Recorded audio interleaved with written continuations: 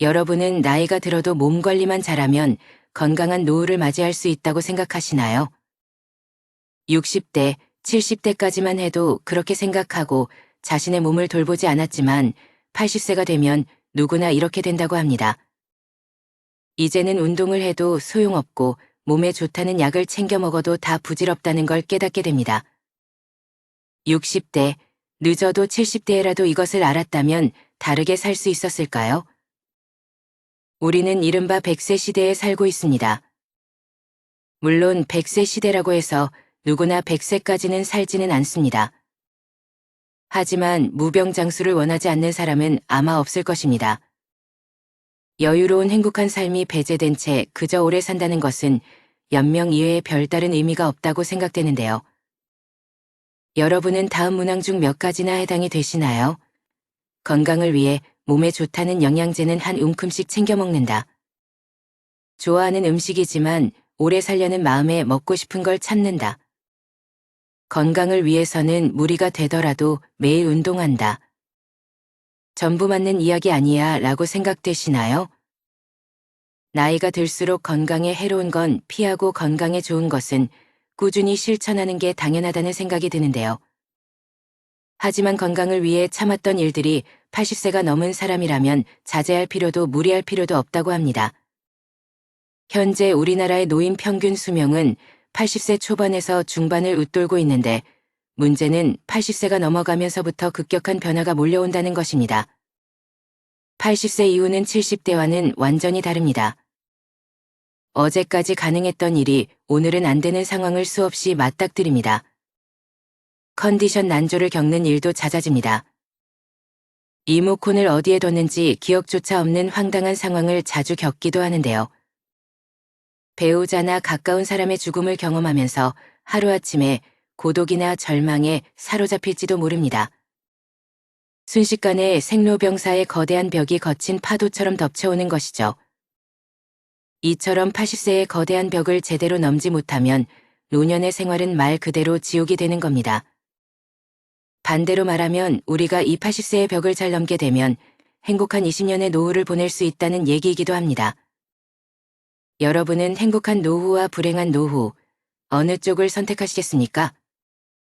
그래서 오늘은 먹고 싶은 거 다 먹고 하고 싶은 거 다 하며 살지만 105세의 나이에도 정정한 이씨, 할머니에 대한 사연을 소개하겠습니다. 또한 80세의 벽을 잘 넘는 방법을 7가지로 나눠서 알려드리겠습니다. 제가 모시고 살라니 이제 고집 좀 그만 피워요. 이렇다. 늙음하게 내가 무슨 호강을 한다고. 아니 대체 혼자 왜 이러고 사시는 거예요? 올해 나이가 105세이신 이씨 할머니의 자식들은 속이 탑니다. 몇 년 전 아버지가 세상을 떠나고 홀로 남은 어머니가 너무 걱정입니다. 그래서 어머니를 모시고 살려고 집까지 새로 구했지만 어머니는 굳이 혼자 살겠다고 하십니다. 내 끼니마다 밥도 안 먹고 돼지고기만 먹고 그리고 건강에도 안 좋은 커피는 왜 이렇게 많이 마셔요? 그러다 진짜 큰일 나요. 그리고 할머니의 식습관도 문제입니다. 할머니는 매일매일 국도 밥도 없이 돼지고기 목살에 파랑된장을 넣어 푹 삶아서 소금에 찍어 드십니다. 그리고 식후엔 설탕 2스푼 넣은 믹스커피를 즐기시는데 한두 잔이야 그럴 수 있다 쳐도 이걸 하루에 10잔을 넘게 드십니다. 그러니 자식들이 걱정이 안 될 수가 없죠. 그런데 재미있는 건 할머니가 누구보다 건강하다는 사실이었습니다.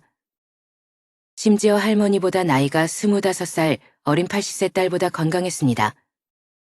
정작 엄마가 걱정이 되어 잔소리하는 딸은 여기저기 몸이 안 좋아서 절뚝이고 다녔지만 할머니는 딱히 아픈 데도 없고 활기가 넘치십니다. 그리고 요즘 할머니는 젊었을 때 못했던 한글 공부를 하십니다. 물론 혼자 독학으로 하셔서 글자가 삐뚤빼뚤이지만 그래도 자신이 좋아하는 노래가락도 적고 그때그때 떠오르는 말을 메모해 놓습니다.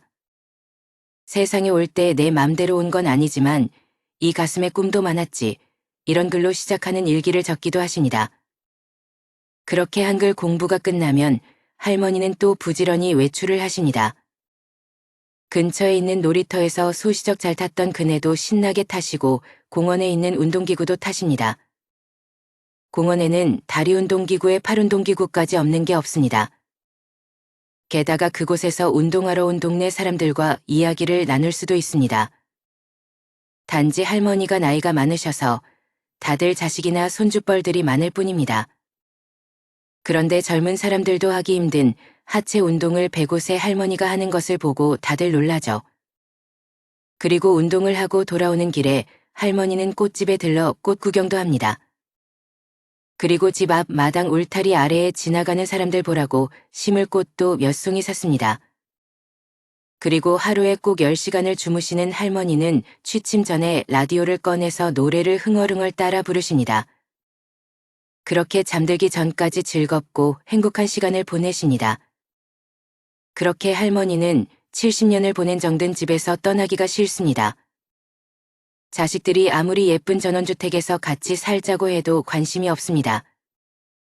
운동할 수 있는 장소가 있고 말동무도 많고 꼬마 친구들도 있는 이 집이 좋습니다.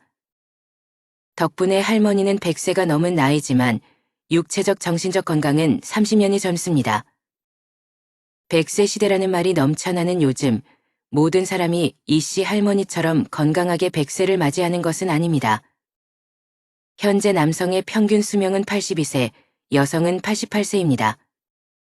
이 평균 수명은 앞으로 점점 더 증가해서 인생 100년, 100세에 가까워질 것입니다. 그렇지만 아무리 오래 살 수 있다고 해도 건강 수명이 늘지 않으면 누군가의 손길을 필요로 하거나 침대에서 생활해야 하는 기간만 길어질 뿐입니다. 그 기간은 현재 남성이 9년, 여성이 12년입니다. 그렇다면 사연 속 이씨 할머니는 어떻게 105세의 나이에도 저런 건강함을 유지할 수 있을까요? 전문가들 말에 따르면 그 답은 바로 80세를 어떻게 넘기느냐에 달려 있다고 합니다. 80세의 벽을 넘어서는 방법 첫 번째, 먹고 싶은 음식은 다 드셔도 됩니다. 먹고 싶은 음식을 찾는 사람이 많습니다.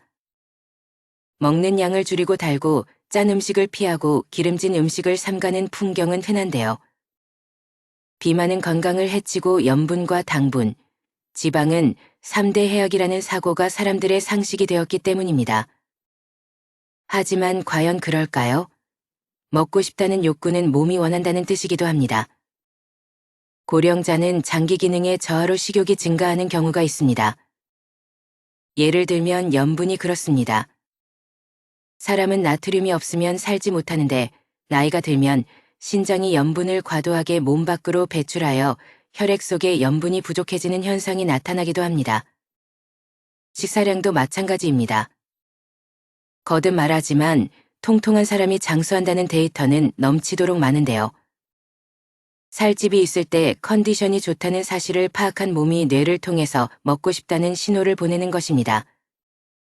확실히 60대 정도까지는 지나친 염분 섭취나 과다한 체중이 건강을 해치는 원인이 되기도 합니다. 하지만 80세를 앞두고 있다면 이러한 상식은 일단 접어두셔야 합니다. 먹고 싶은 음식을 참으며 체중 조절하기는 스스로 수명을 깎는 행위입니다. 물론 억지로 섭취할 필요는 없지만 먹고 싶다 하는 생각이 들면 참지 말고 먹도록 해야 됩니다. 80세가 넘으면 노화에 맞서기보다는 나이 듦을 받아들이는 삶이 행복한 길이라고 생각합니다. 85세가 넘어 사망한 사람을 부검하면 대부분 몸에서는 암이, 뇌에서는 알츠하이머형 병변이 발견된다고 합니다. 하지만 생전에 이러한 사실을 몰랐던 사람도 적지 않습니다. 나이가 들면 몸에 여러 개의 병의 씨앗을 지니고 살아갈 수밖에 없습니다. 노년의 삶이란 현실을 그대로 받아들이고 내일 당장 생이 끝난다 해도 후회가 남지 않는 시간을 보내는 것입니다.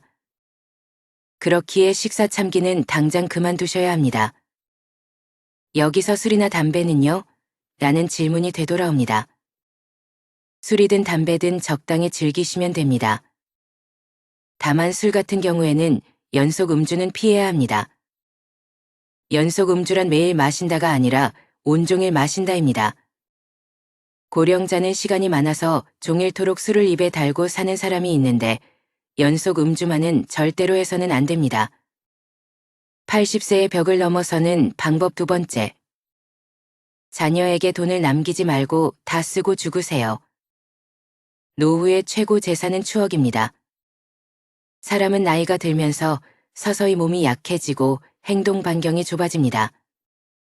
그리고 마지막에는 침대에서 지내는 날들이 많아집니다.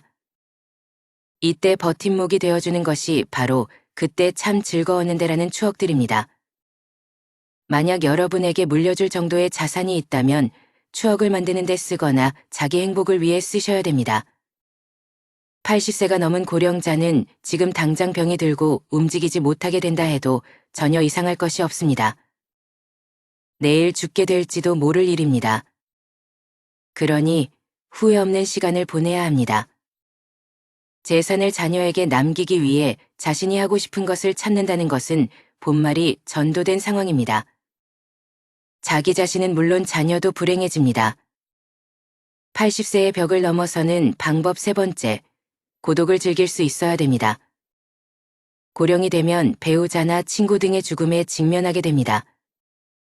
평소 사망한 사람에 대한 의존도가 높았을수록 상실감도 더 큽니다. 이럴 때는 어떻게 해야 할까요? 마음을 단단히 먹는 수밖에 없습니다. 냉정하게 들릴지 모르지만 죽은 사람은 살아 돌아오지 않습니다. 그렇다면 새로운 만남을 추구하거나 고독은 편한 것이라고 발상을 전환하여 새로운 즐거움을 찾는 수밖에 없습니다. 젊은 세대의 사람의 의외의 힌트가 있습니다.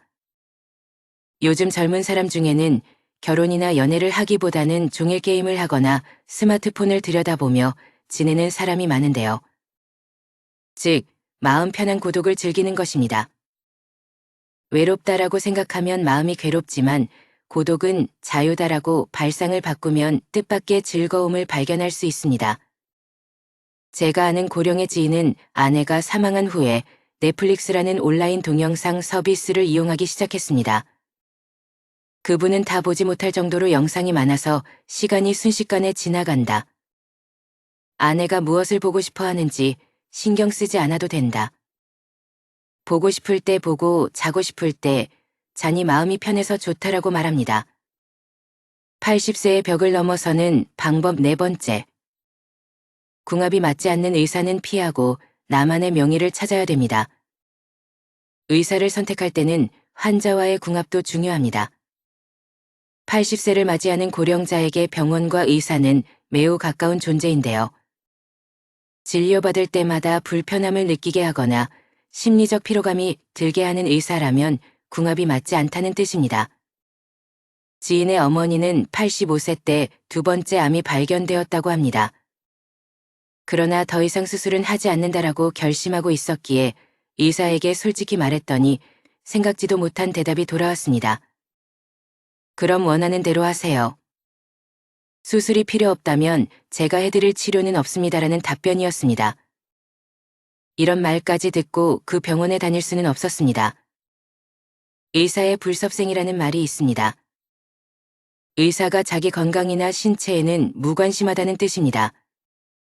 거짓말 같은 참말로 많은 의사들은 환자에게는 약이나 검진을 권하지만 정작 본인은 원하지 않습니다. 물론 의사는 환자의 인생이나 건강이 어떻게 되든 상관없다고는 생각하지 않습니다. 당면한 병의 치료를 최우선으로 생각할 따름입니다. 그러나 환자들은 의사의 말에 상처받거나 괴로워하죠. 병원과의 궁합은 문을 열고 들어가는 순간에 알 수 있는데요. 분위기가 밝다면 의사와 환자의 소통이 잘 이루어진다는 증거이고 반대로 어딘가 모르게 어둡다면 피해야 합니다. 인생 경험이 풍부한 여러분의 감각이 알려주는 것이니 그 직감을 믿으셔야 합니다. 병원은 몸이 아플 때 가는 곳인 만큼 대화를 나누면 기분이 나아지게 해주거나 환자의 이야기를 진지하게 듣고 치료해주는 의사가 당연히 좋습니다. 널리 알려진 명의보다 나만의 명의를 찾는 일이 중요합니다. 내 마지막을 지켜주었으면 하는 생각이 든다면 최고의 궁합일 것입니다. 80세의 벽을 넘어서는 방법 다섯 번째. 성욕은 자연스러운 것으로 부정하지 마세요. 유감스럽게도 나이가 들수록 성욕은 감소하는데요. 특히 남성의 경우에는 남성 호르몬이 줄어들기 때문에 눈에 띄게 떨어집니다. 여성의 경우에는 나이가 들수록 남성 호르몬이 증가해서 성욕이 다소 올라가는 사람도 있습니다. 성욕이 있다는 사실은 부끄러운 일이 아닙니다. 남성이든 여성이든 가능하다면 적극적으로 성생활을 하는 편이 좋습니다. 얼마 전 어느 신문고민 상담란에 79세 남성의 사연이 올라왔습니다. 거의 날마다 자위하는 나는 비정상인가요? 라는 고민이었습니다. 정상입니다. 멋진 일이라고 생각합니다. 남성 호르몬이 충분히 분비되고 있다는 증거입니다. 즐길 수 있을 때 즐기지 않으면 손해입니다. 그리고 풍부한 남성 호르몬은 판단력이나 근력을 높여 젊음을 유지하는 데에도 도움이 됩니다. 여성도 마찬가지입니다. 성욕이 있는 사람도 있고 전혀 없는 사람도 있겠지만 이것은 그저 개인차일 뿐입니다. 80세의 벽을 넘어서는 방법 6번째. 할 수 있는 일은 포기하지 마세요. 할 수 있는 일을 계속 유지하는 것. 그 중에서도 으뜸은 운동입니다. 운동이 필요하다는 사실은 살면서 지금까지 귀에 딱지가 앉을 정도로 들었으니 충분히 이해할 것입니다. 하지만 그래도 하지 않는 사람이 있는가 하면 좋다고 해서 운동을 지나치게 하는 사람도 있습니다. 둘 다 바람직하지 않습니다. 적절한 운동을 기억하셔야 합니다. 과도한 운동은 체내의 활성산소를 과도하게 만들어 몸을 산화시킵니다. 스포츠 선수 중에 나이보다 들어 보이는 사람이 많은 이유도 이 때문인데요. 80세 이상의 고령자에게는 걷기 운동이 딱 알맞습니다. 즉, 산책입니다. 시간은 하루에 30분 정도가 이상적입니다. 한 번에 30분을 걸어도 되고 아침, 점심, 저녁으로 나누어 각 10분씩 합계 30분이어도 상관없습니다. 가능하면 조금 빠른 속도로 팔을 흔들면서 걷도록 해야 합니다. 산책에는 또 다른 효과가 있는데요. 자연광을 쏘이면 세로토닌이라는 뇌내 물질이 분비됩니다. 이 물질은 행복 호르몬이라고 불리는데 마음을 안정시키거나 머리 회전을 좋게 만드는 역할을 합니다. 산책 이외의 청소나 세탁 같은 집안일도 훌륭한 운동이 됩니다. 이처럼 몸을 수시로 움직이는 일이 중요합니다. 아, 귀찮아라는 생각이 들더라도 오히려 반대로 몸을 움직여 봅시다. 80세의 벽을 넘어서는 방법 마지막 7번째. 약은 좋지 않을 때만 먹으세요.